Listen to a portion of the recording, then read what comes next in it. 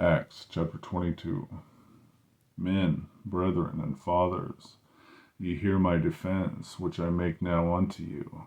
And when they heard that he spake in the Hebrew tongue to them, they kept the more silence. And he saith, I am verily a man, which am a Jew, born in Tarsus, a city in Cilicia, yet brought up in the city at the feet of Gamaliel, and taught according to the perfect manner of the law of the fathers, and was zealous toward God, as ye all are this day. And I persecuted this way unto the death, binding and delivering into prisons both men and women, as also the high priest doth bear me witness, and all the estate of the elders, from whom also I received letters unto the brethren, and went to Damascus to bring them which were there bound unto Jerusalem for to be punished. And it came to pass that as I made my journey, and was come nigh unto Damascus about noon, suddenly there shone from heaven a great light round about me. And I fell unto the ground, and heard a voice saying unto me, Saul, Saul, why persecutest thou me? And I answered, Who art thou, Lord? And he said unto me, I am Jesus of Nazareth, whom thou persecutest. And they that were with me saw indeed the light, and were afraid, but they heard not the voice of him that spake to me. And I said, What shall I do, Lord? And the Lord said unto me, Arise, and go into Damascus, and there it shall be told thee of all things which are appointed for thee to do.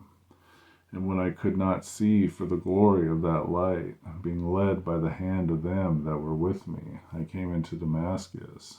And one Ananias, a devout man according to the law, having a good report of the Jews which dwelt there, came unto me, and stood, and said unto me, Brother Saul, receive thy sight.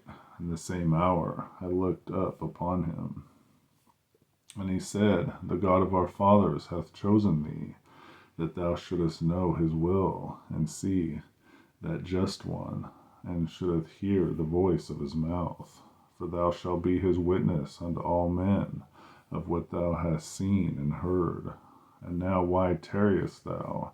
Arise, be baptized, and wash away thy sins, calling on the name of the Lord. And it came to pass that when I was come again to Jerusalem, even while I prayed in the temple, I was in a trance, and saw him saying unto me, Make haste, and get thee quickly out of Jerusalem, for they will not receive thy testimony concerning me. And I said, Lord, they know that I am in prison, and beat in every synagogue them that believed on thee.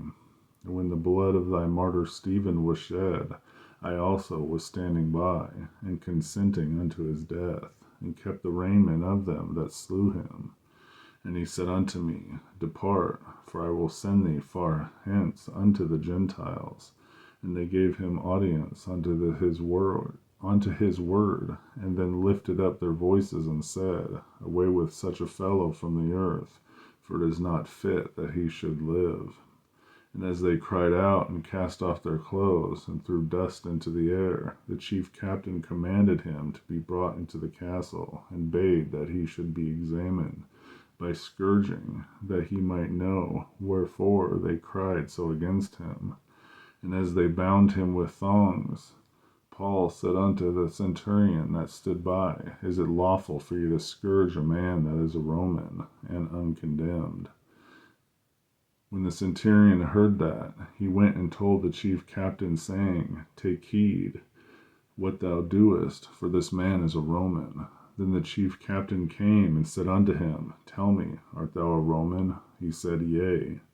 And the chief captain answered, With a great sum obtained I this freedom. And Paul said, But I was freeborn.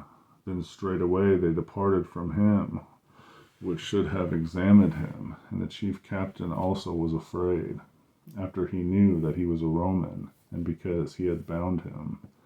On the morrow, because he would have known the certainty whereof he was accused of the Jews, he loosed him from his bands, and commanded the chief priests and all the council to appear, and brought Paul down and set him before them. Acts chapter 22.